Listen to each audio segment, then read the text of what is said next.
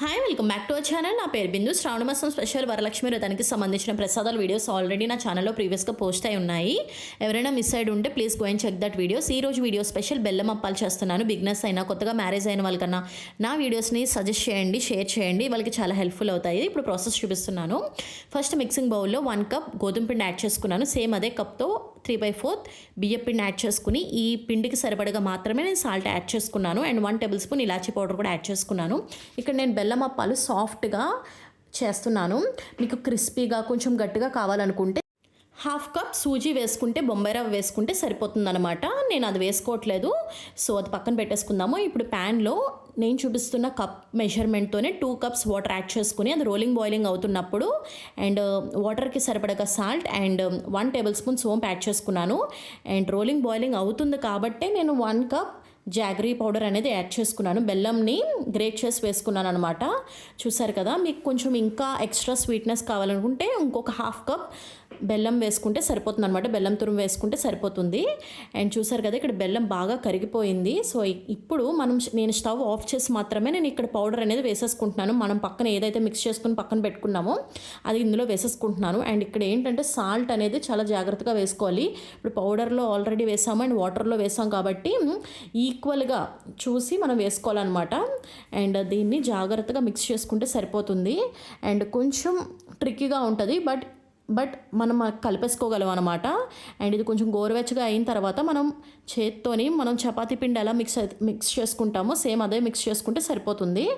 And ఇప్పుడు చూసారు కదా, అండ్ ఇప్పుడు మనం బాల్ చేసుకున్నప్పుడు గీ యాడ్ చేసుకుని మాత్రమే మనం చేసుకోగలం, ఎందుకంటే బ్రేకేజ్ అనేది వచ్చేస్తుంది.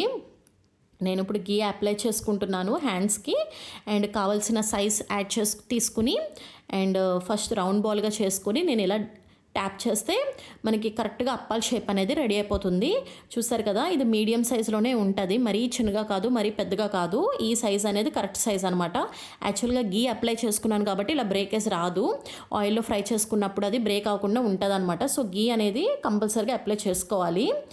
సో ఈ రకంగా నేను మొత్తం బ్యాటర్ అంతా కూడా ఈ రకంగా చేసుకుని రెడీ పెట్టుకున్నాను. ఇప్పుడు ఆయిల్ అనేది హీట్ అయిన తర్వాత మీడియం ఫ్లేమ్ మీద పెట్టుకుని మాత్రమే 1 by 1 యాడ్ చేసుకుంటున్నాను. అండ్ వేసుకున్న తర్వాత కొన్ని సెకండ్స్ మాత్రం అసలు కదపకూడదు అనమాట.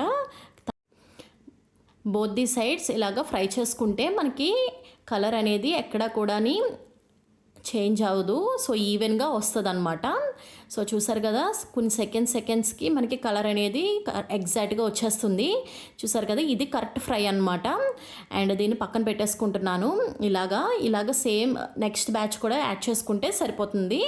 సో ఇది చాలా ఈజీ అండ్ టేస్టీ రెసిపీ అసలు. అండ్ వంట రాని వాళ్ళకి కూడా ఈ రెసిపీ చూసి ట్రై చేస్తే మాత్రం చాలా బాగుంటుంది. అండ్ సోంపు మాత్రం అసలు మిస్ చేయకండి. వేసుకుని ఎలా వచ్చిందనేది కూడా నాకు కామెంట్స్ చేయండి. I feel so happy. And నేను ఈ బెల్లం అప్పాలు మాత్రం నేను సాఫ్ట్గా వచ్చేలాగే చేశాను. నేను మళ్ళీ చెప్తున్నాను.